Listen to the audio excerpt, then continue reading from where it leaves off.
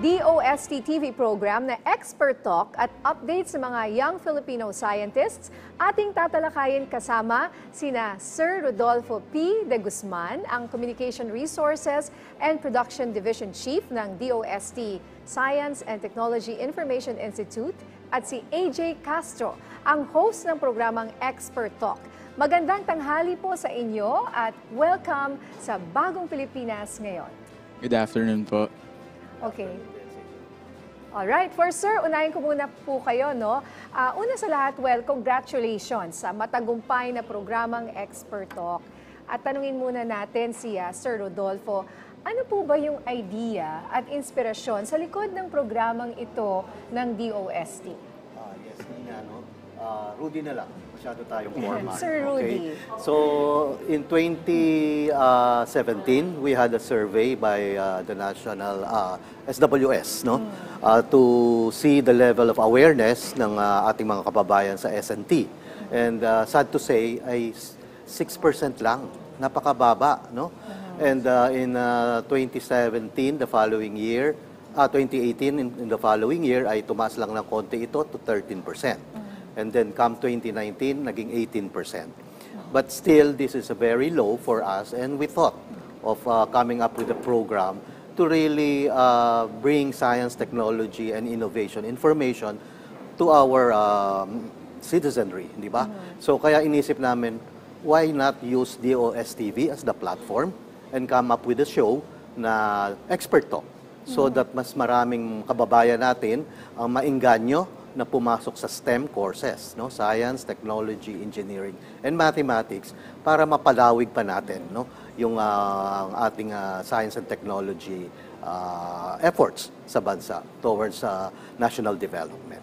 So yun po, kaya naging inspirasyon din namin yon, no? Na mapataas yung antas ng level of awareness. Kaya gumagawa po tayo ng mga programang tulad ng Expert Talk. Sir Rudy, kumusta naman po yung naging pagtanggap ng mga manonood sa inyong programa? Sa tingin mo, paano po ba natin masasabi na naging successful itong first season ng Expert Talk? Yes, Asek. Nakakatuwa namang isipin, ano, na sa Expert Talk po natin, siguro mga may 230,000 to 254,000 ang ating viewers na, no, sa TV, that's care of Kantar Media. And then sa Facebook po kasi lumalabas din po tayo. And siguro nasa 300 ang ating reach. 300,000 ang reach at 200,000 naman po ang viewers natin. And with this, we want to believe na marami na po ang nararating, ano, ng Expert Talk para maibigay, no, ang impormasyon tungkol sa siyensya, teknolohiya at inobasyon sa ating mga kabataan, lalo na sa mga kabataan, para ma-inspire sila to go into STEM courses. Dito naman tayo kay AJ. Kumusta naman ang iyong naging experience as host of the program? At anong topic kaya sa season na ito ang nag-iwan sa'yo ng malaking aral o marka bilang host? Nako, kakaiba po yung season na to. Kasi ngayon, mga next generation ang ating mga pinakilala. No? So, kakaiba kasi very relatable, mas fun, at mas para sa akin, mas naintindihan ng mga manonood yung mga topic na pinapakita natin. Pero siguro ang isa sa hindi ko malilimutan, kasi yung season na to, parang ibang bahagi ng siyensya yung pinakita natin. Kasi hindi lang to umiikot sa loob ng laboratorio, mga medisina, kung hindi, inclusivity, mental health, fashion, pinag-usapan natin kung ano nga ba yung parang siyensya na sa likod ng mga yon. Kaya naman, sa akin, sobrang kakaiba, kaya hindi ako makapili ng isa. Okay. Pero AJ, bilang host ng Expert Talk, alin sa 12 episode yung na nahirapan ka or yung naging challenge sa'yo? Ano yung favorite part mo noong ginagawa itong season na to?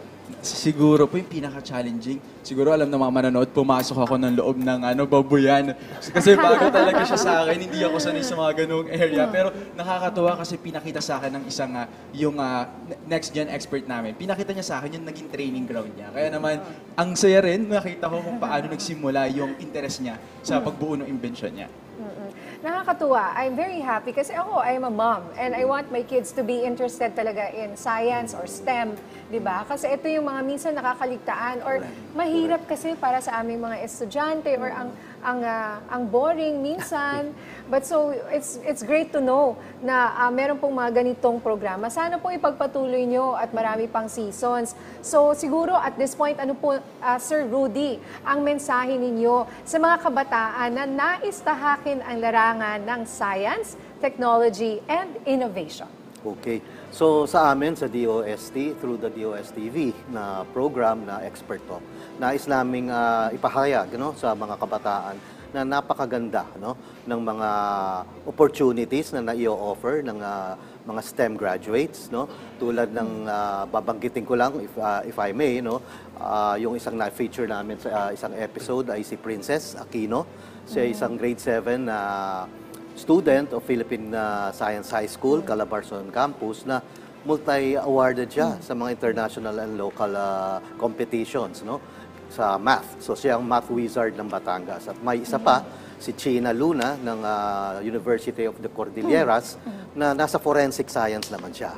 So nag-feature kami ng ganitong mga kakaiba na kurso related to science and technology para maengganyo yung ating mga kabataan and to see the opportunities available to them, na nakakatulong na sila sa bansa, at napapalawak yung kaalaman ng ating mga kabataan sa importansya ng siyensya, teknolohiya.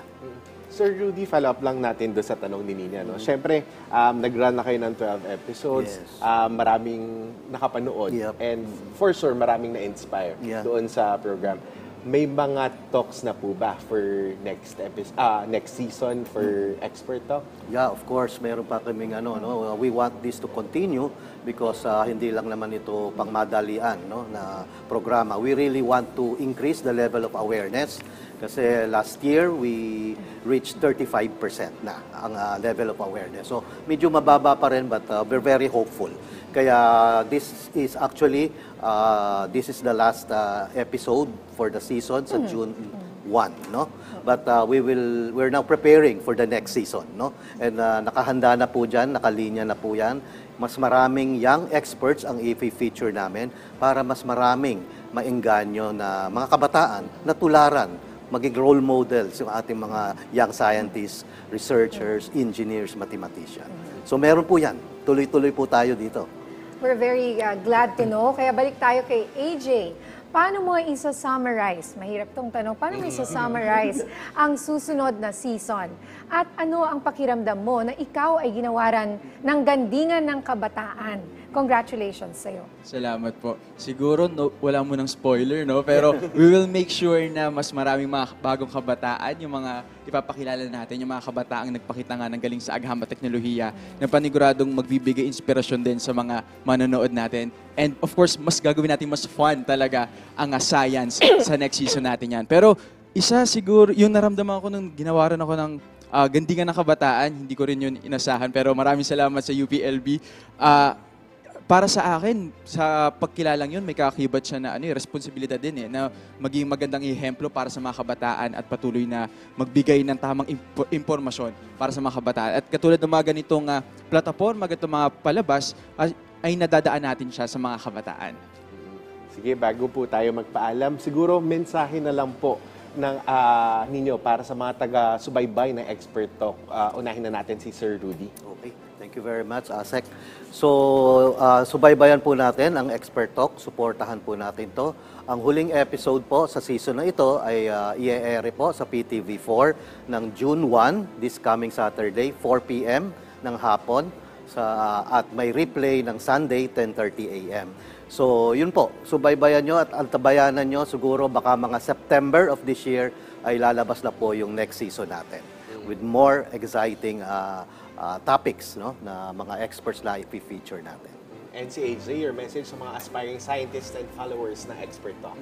Sa lahat ng mga ka-DOSTV barkada natin dyan, maraming salamat po sa pagsama sa amin sa season na ito. Gusto ko na din pasalamatan muna ang lahat ng mga paaralan, mga guro, mga pamilya, mga kaibigan na nakisaya at nakibahagi ng kwento nila sa banibagong season na to. kagaya ng lahat ng sinasabi ng mga kabataan na pinakilala namin dito, maniwala kayo sa pangarap nyo kung gusto nyo maging scientist. Gusto ko na rin pasalamatan po ang lahat ng bumuo ng Expert Talk, DOSTV team, maraming salamat. Kaya naman mga DOSTV Barkada, sana po samahan nyo rin kami sa aming huling episode ngayong Sabado na yan, 4 p.m. At sana samahan nyo pa rin kami kilalanin ang mga next generation expert hanggang sa next season natin.